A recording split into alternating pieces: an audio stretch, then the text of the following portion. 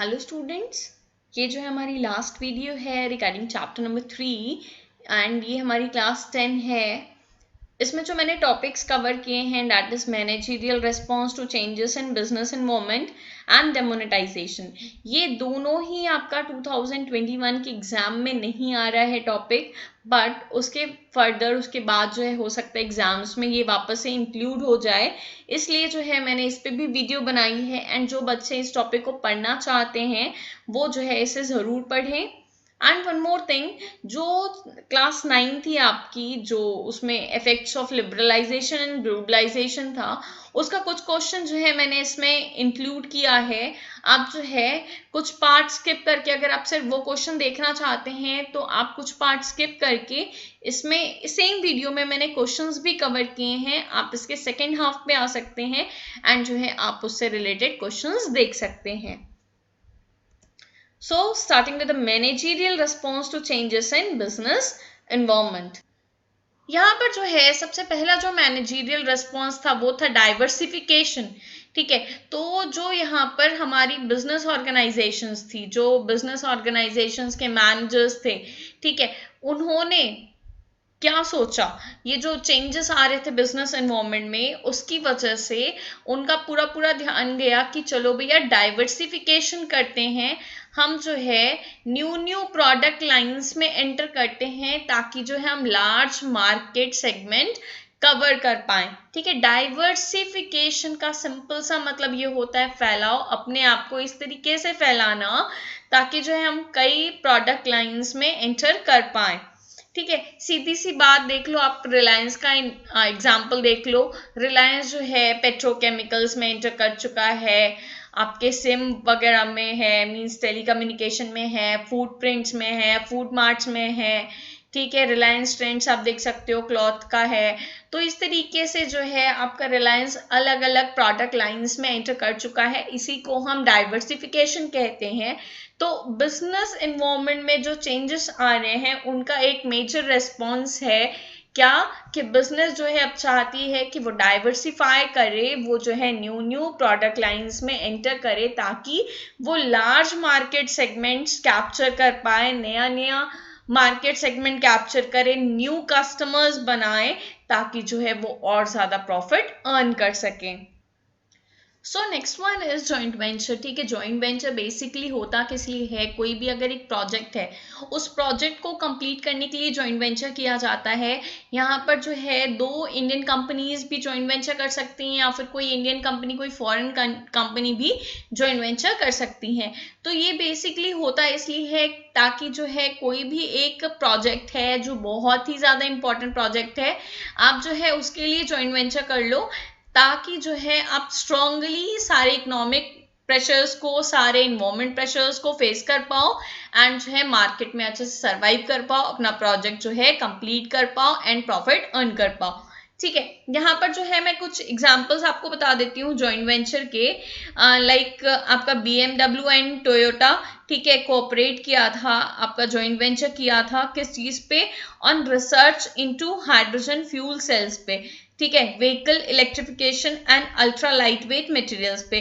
तो कुछ चीजें, ठीक है, कुछ चीजें कार से रिलेटेड, उन चीजों के रिसर्च के रिगार्डिंग सिर्फ BMW एंड टोयोटा ने क्या किया था, जॉइंट वेंचर किया था। Many other companies like Google and NASA जो है डेवलपिंग गूगल अर्थ, इसमें जॉइंट वेंचर किया था। तो इस तरीके से जो है कई जॉइंट वेंचर्स हो सकते हैं एंड जो चेंजेस हमारी इकोनॉमी में आ रहे हैं, हमारे इन्वायरमेंट में आ रहे हैं, उन चेंजेस को फेस करने के लिए मैनेजर्स जो हैं जॉइंट वेंचर कर सकते हैं। ये एक मैनेजरियल एक्शन हो सकता है। Next one is brand building.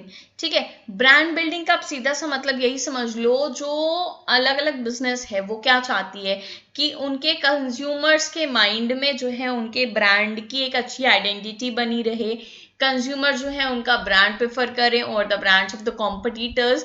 इसलिए जो है जो अच्छी फर्म्स होती हैं वो क्या करती हैं, वो रेगुलरली जो है एग्रेसिव मार्केटिंग टूल्स यूज करती हैं ताकि वो कस्टमर्स के माइंड को इन्फ्लुएंस कर सके एंड जो है मार्केट में बनी रहे। यहाँ पर आप देख सकते हो डेली जो है आपके फोन में किसी ना किसी ब्रांड का, किसी ना किसी कंपनी का मैसेज आते ही रहता है, ठीक है, ताकि जो है आप बार बार वो मैसेज देखें एंड कहीं ना कहीं आपके माइंड में वो चीज स्ट्राइक हो। एंड हो सकता है कि अगर आप कस्टमर नहीं हैं तो आप कस्टमर बन जाएं।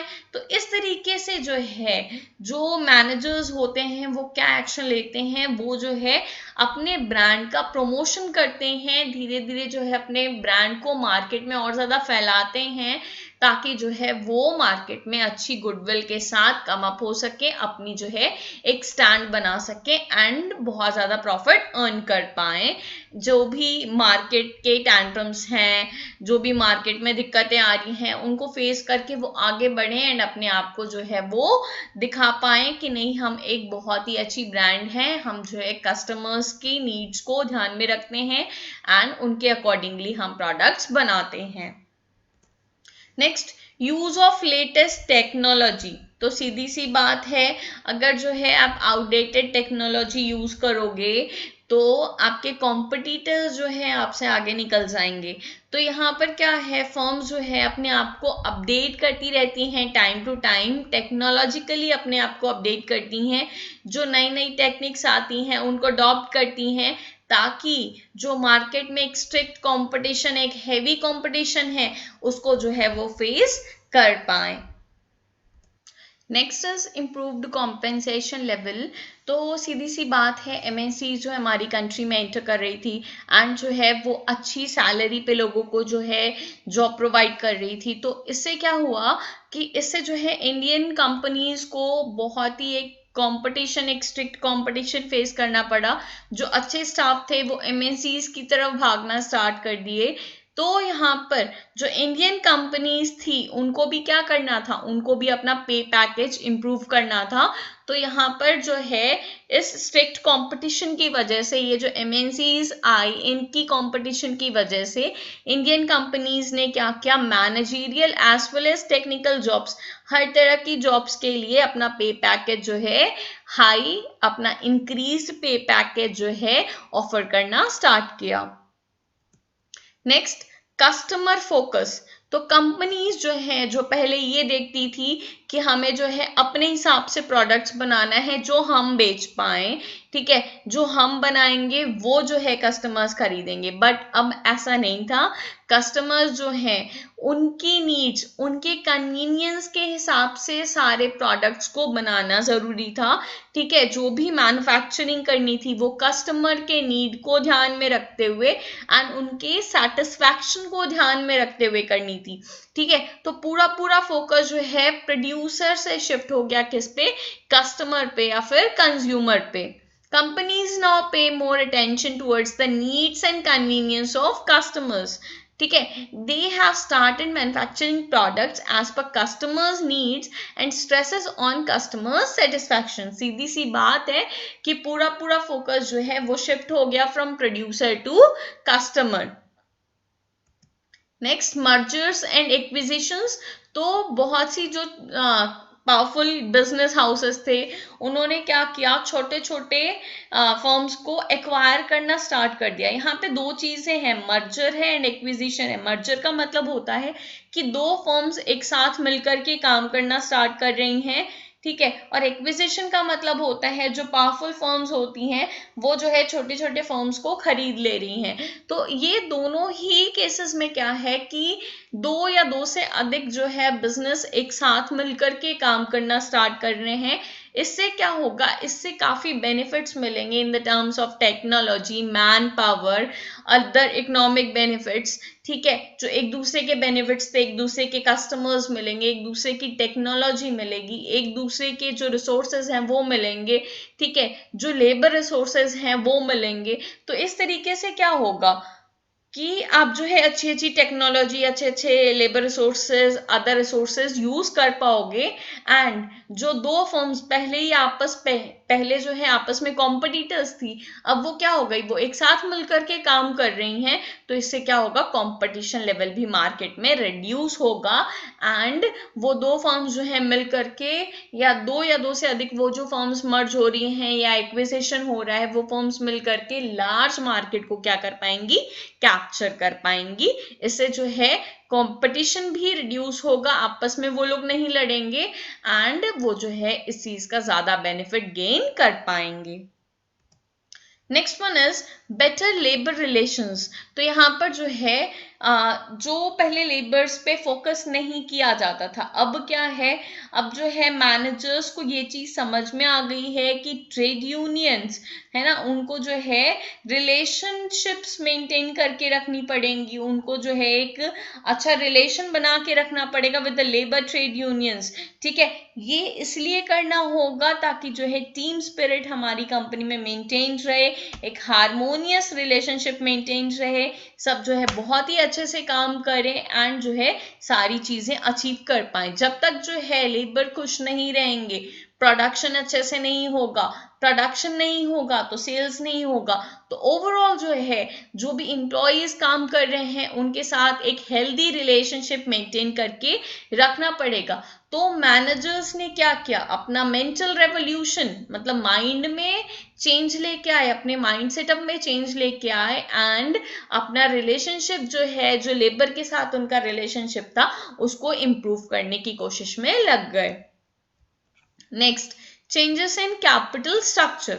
तो अब जो है ज्यादातर जो है डेट यूज किया जाता है, जो डेट आपका कैपिटल होता है उसको ज्यादा यूज किया जाता है इन कंपैरिजन टू इक्विटी। ठीक है, तो कैपिटल स्ट्रक्चर में चेंजेस आना स्टार्ट हो गए। अब जो है ओनरशिप लोग जो है नहीं शेयर करते, अब ट्रेंड ये आ गया है कि आप बोरोड कैपिटल लेना प्रेफर करते हैं instead of ownership capital.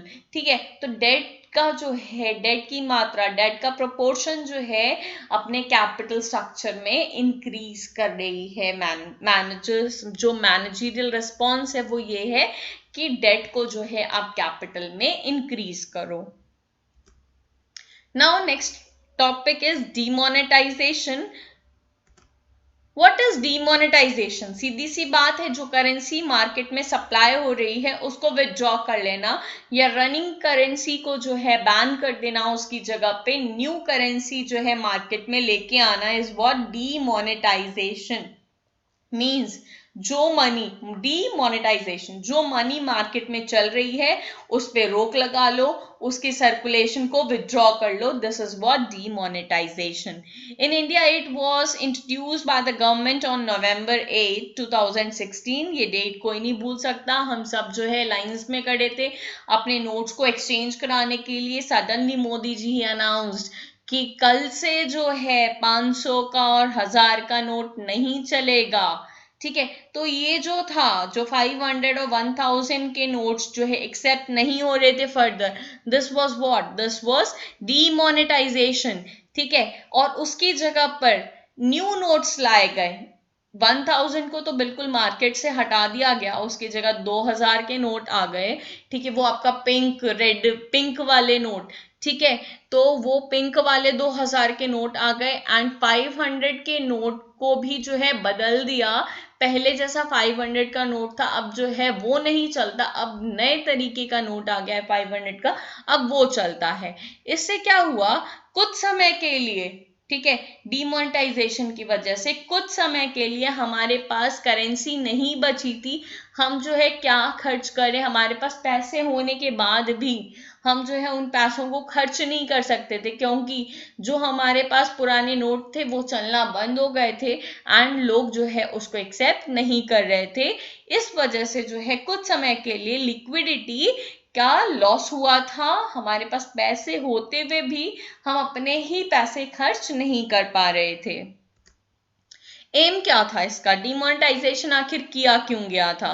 First point, curb corruption. ठीक है, जो लोग करप्शन कर करके बहुत ज्यादा पैसे जमा करके रखे थे, जिनके पास जो है बहुत ज्यादा ब्लैक मनी थी, ठीक है, उसको रिड्यूस करने के लिए, करप्शन को कम करने के लिए, ब्लैक मनी को कम करने के लिए, ठीक है, और counterfeit the use of high domination notes for illegal activities. ठीक है, तो जो इलीगल एक्टिविटीज थी उनको बैन करने के लिए, उनको मिनिमाइज करने के लिए, ये सब क्या था, डिमोनेटाइजेशन का एम था। अब जो है फीचर्स देख लेते हैं डिमोनेटाइजेशन के। First one is tax administration. ठीक है, तो सबसे पहला क्या था, मकसद ये था कि उन लोगों से टैक्स पे करवाया जाए जो टैक्स चोरी करके बैठे हैं, जिन्होंने अभी तक टैक्स की पेमेंट नहीं की है।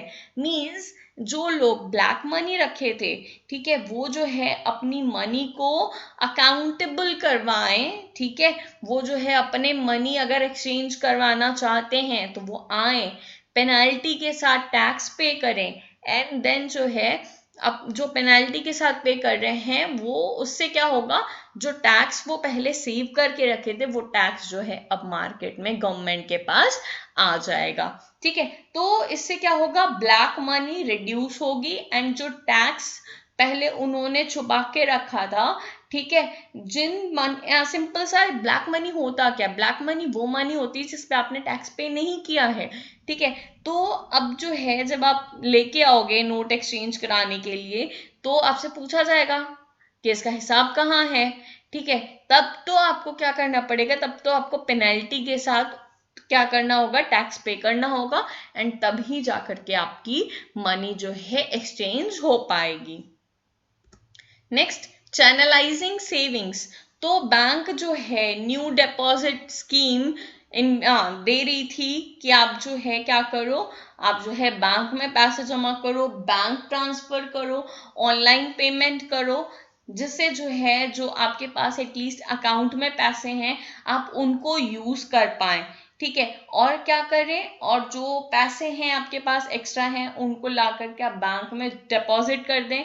बैंक, आपको ध्यान होगा कि यहाँ पर एक स्कीम और गवर्नमेंट ने लॉन्च की थी कि आप जो है इतने इतने पैसे बैंक में जमा कर सकते हैं, अपने खाते में जो है पुराने नोट ले जा करके जमा कर सकते हैं, पेट्रोल पंप्स पे यूज कर सकते हैं। तो इससे क्या था कि आपके पैसे, ठीक है, जो आप पहले छुपा छुपा के रखे थे, जैसे आपने देखा होगा आपके घर में जो है मम्मी मम्मी लोग ने क्या किया था कि अलग अलग बर्तन में वो रखती थी छुपा के, बेड के नीचे कहीं कहीं, मतलब कि अलग अलग कॉर्नर से उनके पैसे निकले, एंड वो सारे पैसे जो पहले छुपा के रखे गए थे अब जो है वो चैनलाइज हुए, वो मार्केट में आए, जिनकी फ्लो पहले स्टॉप हो गई थी अब जो है वो बैंक में आने लगी, एंड बैंक की लिक्विडिटी से क्या हुई, बैंक की लिक्विडिटी इससे इंक्रीज हुई। Next is cashless economy. तो यहाँ पर जो है मेन टारगेट ये था कि डिजिटलाइजेशन किया जाए।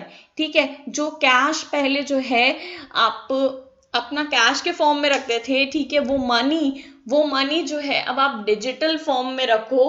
उसी समय जो है आपको ध्यान होगा फोन पे वगैरह ये सब का ट्रेंड जो है बहुत ज्यादा बढ़ा था, पेटीएम, फोन पे, गूगल पे, आप जो है ये सारी चीजें उस समय से बहुत ज्यादा यूज करने लगे।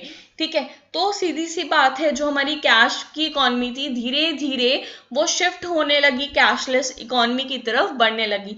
देखो अभी भी पूरी तरीके से कैशलेस पॉसिबल नहीं है। ठीक है, 100% कैशलेस इसलिए पॉसिबल नहीं है क्योंकि अभी जो इंटरनेट का सिस्टम है, ठीक है, नेटवर्क वगैरह बहुत ज्यादा फ्लरिश नहीं हुआ है, सारे लोग जो है लिटरेट नहीं है, सबके पास एंड्रॉइड फोन नहीं है कि जो है सब लोग जो है ऑनलाइन बैंकिंग कर पाए, ऑनलाइन ट्रांजैक्शन कर पाए, एजुकेशन लेवल उतना हाई नहीं है। ठीक है, तो धीरे धीरे लोग क्या कर रहे हैं, शिफ्ट हो रहे हैं from cash to cashless economy, but 100% shifting बहुत जल्दी तो पॉसिबल है नहीं, उसमें जो है अभी टाइम है, वो धीरे धीरे ही आपका शिफ्ट होगा। एक सब्जी बेचने वाला, ठीक है, वो जो है क्या करेगा, वो ज्यादातर यही प्रेफर करेगा ना कि आप उसको कैश में पेमेंट कर दो। ठीक है, वो ये नहीं चाहेगा कि आप जो है उसको ऑनलाइन पेमेंट करो। तो अभी भी क्या है, अभी भी बहुत ज्यादा एजुकेशन लेवल के एनहेंस होने की कमी है, अभी एजुकेशन लेवल बहुत ज्यादा इंप्रूव नहीं हुआ है, अभी लिटरेसी 100% अचीव्ड नहीं हुई है। तो जब तक लोग पूरी तरीके से पढ़े लिखे नहीं होंगे, उनको फोन यूज करना नहीं आएगा, उनको अकाउंट्स की डिटेल्स वगैरह के बारे में, टेक्नोलॉजी के वगैरह के बारे में अगर ज्ञान नहीं होगा, तो आपका जो है cash to cashless economy move करना जो है थोड़ा सा डिफिकल्ट होगा। अभी भी देख लो, अभी जैसे कि आपका धीरे धीरे ये जो स्टडीज है वो ऑफलाइन से ऑनलाइन शिफ्ट हो रहा है, तो इसमें भी बहुत बच्चे हेसिटेट करते हैं, ऑनलाइन पेमेंट नहीं करना चाहते हैं कि हम ऑनलाइन पेमेंट प्रेफर नहीं करते हैं। ठीक है, तो ऑनलाइन पेमेंट भी सिक्योर है, बट जैसे कि सबके मन में डर लगा हुआ है कि there is loss due to theft, loss due to stealing. ठीक है, मतलब कि अकाउंट हैकिंग वगैरह की वजह से, ठीक है, उनको डर लगता है कि कहीं जो है मिसयूज ना हो जाए, उनके पैसे जो है मिसप्लेस ना हो जाए। इसलिए भी बहुत लोग जो है cash to cashless economy move नहीं करना चाहते हैं। बट धीरे धीरे जो है डीमोनेटाइजेशन का एक मकसद ये भी था कि कैशलेस इकोनॉमी की तरफ मूव किया जाए। तो नो डाउट पहले जो है अगर 10% लोग ऑनलाइन ट्रांसफर यूज करते थे, तो इट हैज बीन इंक्रीज्ड। ठीक है, अब जो है बहुत ढेर सारी मेजॉरिटी पीपल जो है अब जो है ऑनलाइन ट्रांजैक्शंस प्रेफर करती हैं। Next is elimination of terror funding. तो यहां पर आप देखो कि टेरर फंडिंग किस तरीके से एलिमिनेट हुआ। Terror funding, it will help in fighting against terror funding and smuggling by reducing the use of high value currency notes. ठीक है, तो हाई वैल्यू करेंसी नोट्स थे, उनका यूज जो है रिड्यूस कर दिया गया, जिससे कि स्मगलिंग और टेरर फंडिंग ये सब क्या हुई, ये सब एलिमिनेट हो रही है धीरे धीरे। अब ये सब क्या हो रही हैं, कम हो रही हैं, रिड्यूस हो रही हैं। सो अब जो है हम साथ में ही इसके क्वेश्चंस भी कुछ कर लेते हैं। यही आपका पूरा सिलेबस था। ठीक है, चैप्टर नंबर 3 फाइनली हमने कंप्लीट कर लिया है। अब सेम वीडियो में हम इस बार जो है मैंने क्वेश्चंस भी इंक्लूड किए हैं, तो हम क्वेश्चंस कर लेते हैं। अब Question number 1. The entry of the multinational companies in large numbers in the Indian market has created, ठीक है, जो MNCs लार्ज नंबर में इंडियन मार्केट में आ रही हैं, उनसे जो है क्या चीज आई है। It has created tough competition. Tough competition किसके लिए, जो इंडियन कंपनीज हैं उनके लिए। Next, with which of the following the Indian companies have to compete।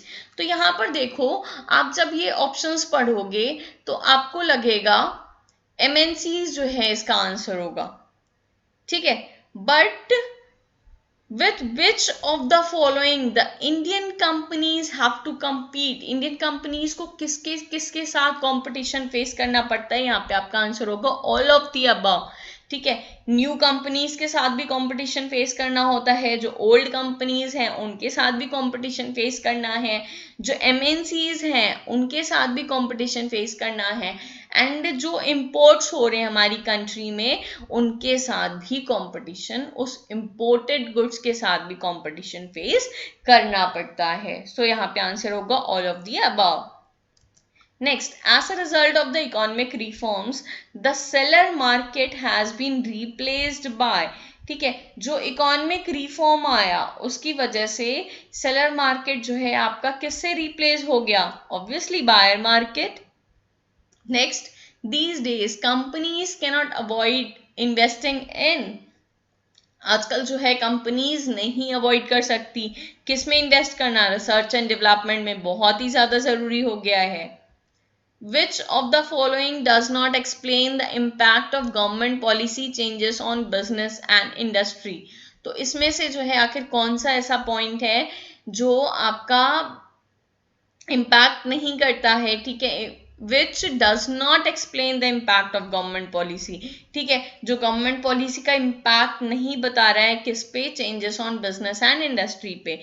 तो सीधी सी बात है, यहाँ पर जो आपका आंसर होगा वो होगा चेंज इन एग्रीकल्चरल प्रैक्टिसेस। ठीक है, एग्रीकल्चर प्रैक्टिसेस का कोई भी लेना देना नहीं था गवर्नमेंट पॉलिसी से, बाकी more demanding customers, increasing competition, market orientation, इन सब का जो है इन सब पे इफेक्ट पड़ा था। Next, a business has to offer wide choice in purchasing enhanced quality of goods and services in order to maintain an edge over its competitors. The elimination of the new economic policy with liberalization, privatization, and globalization has posed various challenges for the corporate sector. One of the important challenges is explained in the above lines. Identify. तो यहाँ पर क्या बोल रहा है कि business को जो है ऑफर करना है wide choice in purchasing enhanced quality of goods and services in order to maintain an edge over its competitors. तो यहाँ पर जो है ऐसा क्यों? क्योंकि हमारा कंपटीशन बहुत ज़्यादा बढ़ गया है, इस वजह से ऐसा हो रहा है. Next, on 8th November 2016, with all the announcement from Government of India, all the 500 and 1000 banknotes of Mahatma Gandhi series have been seized to be legal tender. The government also announced the issuance of new 500 and 2000 banknotes in exchange of for the demonetized banknotes. तो यहाँ पे कौन सा concept है ये? Demonetisation. यहाँ पर आपको मैच करना है, match the impact of demonetisation. तो यहाँ पर आप देख सकते हो डिजिटलाइजेशन. ठीक है, डिजिटलाइजेशन क्या हुआ? डिजिटलाइजेशन आपका बढ़ा. ठीक है, देन रियल एस्टेट के प्राइसेस क्या हुए? डाउन हुए. टैक्स कलेक्शन भी क्या हुआ? बढ़ा, राइज हुआ, Ryzen. And interest rates on saving, ये क्या हुई थी? डिक्रीज हुई थी. ठीक है, तो यहां पर आपका आंसर क्या होगा? Option C. Next, under which concept first of all market is served and then production is taken. पहले मार्केट का सर्वे करना है, फिर प्रोडक्शन करना है. तो वो क्या है आपका? कौन सा मार्केट है? मार्केट ओरिएंटेशन कॉन्सेप्ट है. Next, withdrawal of the status of legal tender to the currency in circulation is called. जो करेंसी सर्कुलेशन में है उसके विड्रॉल को क्या बोलते हैं? Demonetisation. Next, demonetisation is regarded as one of the methods of tax administration. ठीक है, अभी हमने डीमोनेटाइजेशन में टैक्स एडमिनिस्ट्रेशन पढ़ा है, राइट? तो इसका आंसर क्या होगा? True. Thanks for watching the video. This is all for chapter number 3. अब जो है हम नेक्स्ट क्लास में चैप्टर नंबर 4 स्टार्ट करेंगे. आई होप कि आपको जो है चैप्टर नंबर 3 में सारे पॉइंट्स क्लियर हैं. अगर आपको कोई भी डाउट है तो आप जो है कमेंट सेक्शन में उसको मेंशन कर सकते हैं. I will clear it out. Keep studying, keep rocking. Please अगर अभी तक आपने मेरा चैनल सब्सक्राइब नहीं किया है तो इसको आप जल्दी से सब्सक्राइब कर दो. इसमें जो है सब्सक्राइब करने से आपका ही फायदा है कि जैसे ही मैं कोई भी न्यू वीडियो अपलोड करूंगी उसके बारे में जो है आपको पता चल जाएगा एंड जो है आप वो न्यू वीडियो देख सकते हैं. Okay, have a good day, bye bye.